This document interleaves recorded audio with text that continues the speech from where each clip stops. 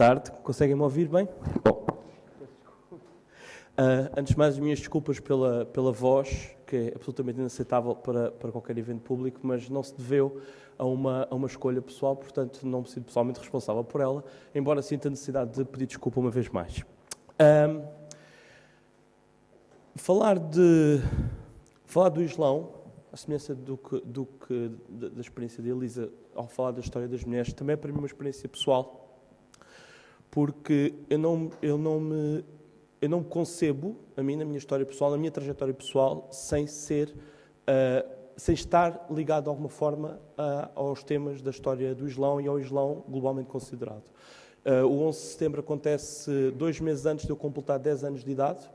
Foi um momento particularmente definido, olhando agora, fazendo a retrospectiva da minha história pessoal, foi um momento particularmente importante e definidor da minha trajetória pessoal e académica, porque não só dada a natureza absolutamente catastrofista das imagens a que todos assistimos milhares de vezes nesta fase das nossas vidas, 23 anos passados, dobrados sobre o acontecimento, mas também pelo facto de, na altura, me ter questionado imediatamente, mas afinal de contas, porquê que isto aconteceu? E o que é que motivou os Estados Unidos da América, que foram sempre apresentados de uma forma ou de outra, ainda hoje somos basicamente tributos sabelantes à cultura norte-americana, das cabeças aos pés. Como é que os Estados Unidos são atacados no cerne do seu centro político e económico, tanto no Pentágono como no World Trade Center, em Nova Iorque, a grande megapólis do mundo. E o que é que motivou esse ataque? Quem são estas pessoas? De onde é que elas vêm? Quais são as motivações? E isso foi de facto um acontecimento que não só foi definidor, como acabou por delinear, por marcar, por estar sempre subjacente a toda a minha trajetória futura. Como tal, durante o meu percurso escolar, tomei contacto com a história do Islão, e o primeiro grande conceito que me foi automaticamente instilado, quando eu estava nos bancos da escola, do ensino preparatório, foi o conceito de reconquista cristão. Mãos no ar, para quem já ouviu falar de reconquista cristã. Aqui.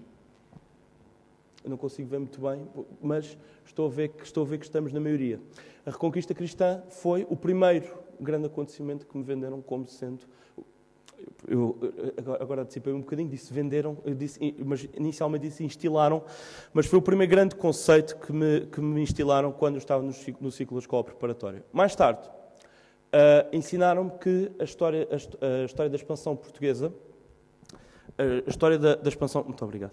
A história da expansão portuguesa e a história da expansão europeia globalmente considerada se iniciava com a conquista de Ceuta em 1415.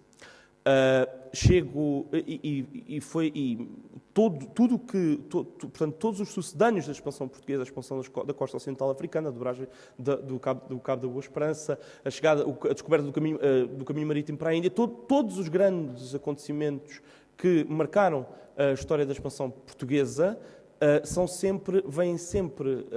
têm sempre a sua origem, o seu início, o seu momento zero na conquista de Ceuta. Foi esta a segunda ideia que me foi apresentada. Chego à faculdade, felizmente tive a possibilidade, e um dos responsáveis por essa possibilidade de desconstruir os conhecimentos está aqui presente, foi o vosso primeiro orador, o professor José Horta.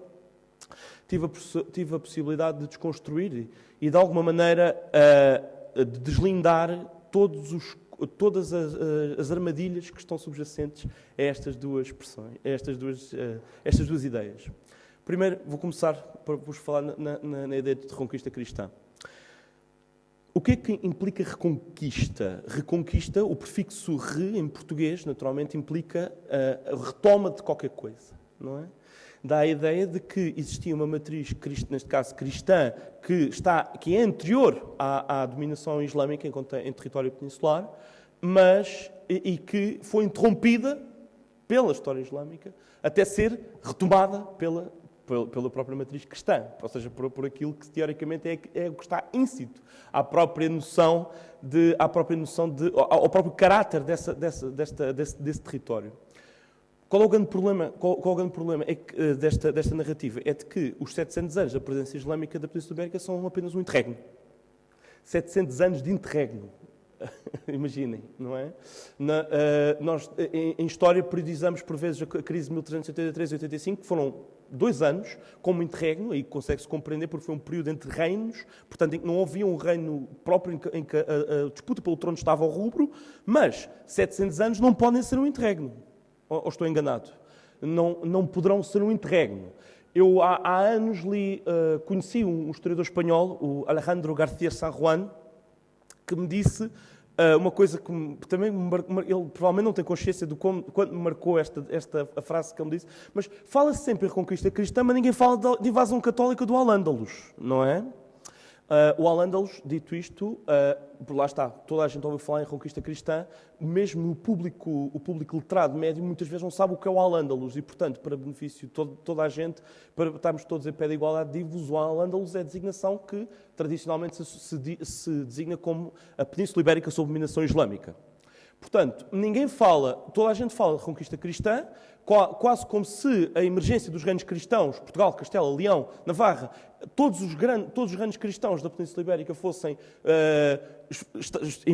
estivessem predeterminados por um destino qualquer, mas, e sempre em oposição e em luta para com o Islão, mas o Islão em si não é uma parte constitutiva desta história. É a ideia, e por isso, quando falamos em narrativas eclipsadas, sobretudo no contexto deste festival, falar em eclipse é também atribuir os nomes errados às coisas, não é? E por isso 700 anos não podem ser um interregno. Não. Os reinos cristãos que se formaram aqui na Península Ibérica, incluindo Portugal, são reinos que se formaram e o que aconteceu foi... Sabemos como o processo ocorreu, mas... formaram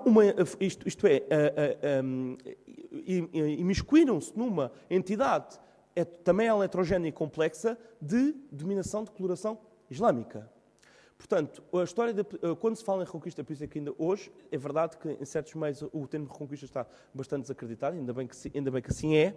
Muitas vezes utilizamos o termo de reconquista mais por comodidade, para a pessoa situar imediatamente, para a pessoa perceber exatamente ao que nos estamos a referir, mas compreender, e isso era uma ideia que eu queria deixar aqui convosco hoje, compreender que o Islão é uma das matrizes genéticas de todas as construções políticas que lhe sobreviveram, que lhe são posteriores. Isto para começar. E não esquecer, já agora, por exemplo, que no século X, não queria alongar, mas ainda queria falar um bocadinho da expansão portuguesa, mas em todo o caso, no século X, por exemplo, em 929, temos em Córdoba temos um califato que é anunciado como tal pelo califa Abd ar-Rahman III e que se constitui como um dos principais poderes no Mediterrâneo da época. Quando Paris e Londres eram duas, perdoem-me o vernáculo, eram duas choças de porcos, Córdoba era o centro do Ocidente. Era o centro do Ocidente conhecido no século X. Era um grande concorrente do califado do Abássida de Bagdá, outra cidade bastante vilipendiada nos últimos 20 anos, que é uma das grandes cidades de fundação islâmica, certamente das mais célebres e das mais extraordinárias do ponto de vista do florescimento cultural e intelectual. Mas, em todo o caso, Córdoba era um dos centros do mundo conhecido e concorria com Bagdá, concorria com os Fatímidas do Cairo, concorria com todos estes poderes e era um poder de pleno direito. Portanto, a partir do momento em que... compreendem agora como a noção de interregno é bastante ridícula neste contexto, não é? Não há interregno, é parte constitutiva desta história. E depois, já agora...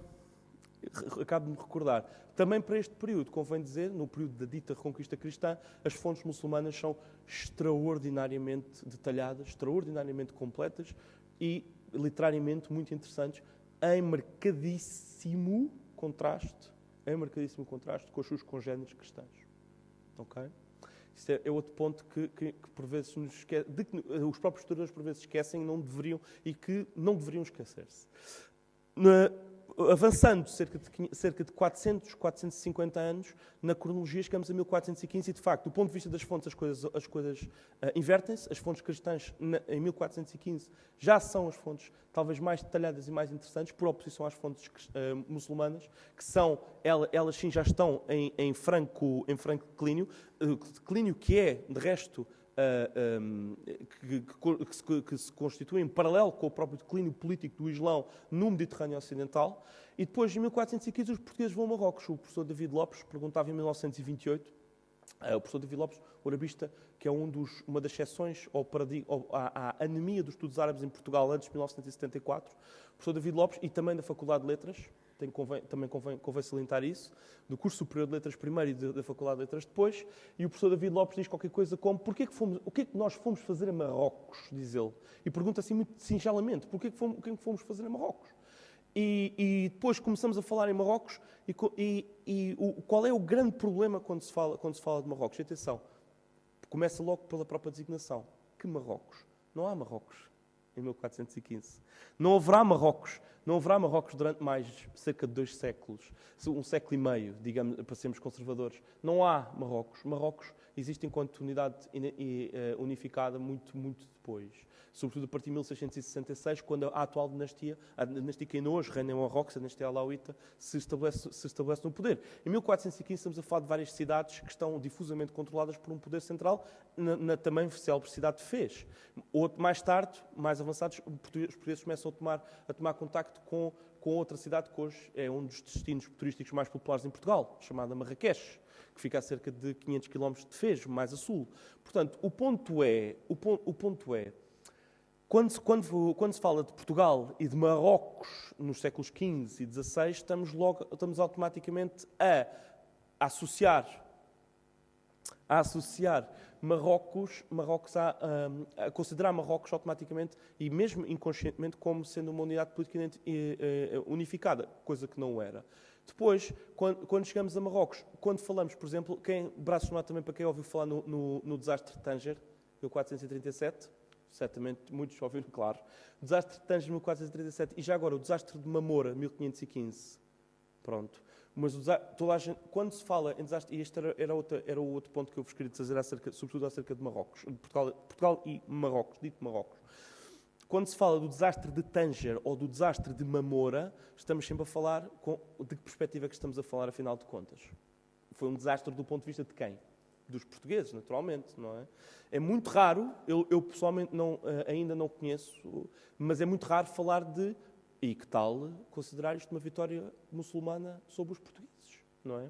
E se estamos a falar, sobretudo, da história daquele espaço, da história do Norte de África, e sobretudo do Magreb, e do Magreb Ocidental, porque não conferir-lhes agência, como diz o professor Horta na sua comunicação, conferir-lhes agência e não assumir que eles eram apenas agentes,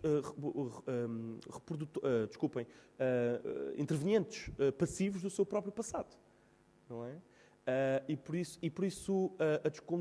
E agora entro na tirada final, a descolonização do conhecimento deve passar pelo recentramento da perspectiva, sem dúvida alguma, pela perspectiva multivetorial, sem dúvida, ou seja, por observar, e multifocal, portanto, observar a realidade de vários pontos de vista distintos, mas, acima de tudo, por perceber que a história é de carne e osso e os seres humanos sejam cristãos, sejam muçulmanos, têm todos uma matriz genética que os predispõe a agir de uma certa maneira que é bastante familiar aos historiadores.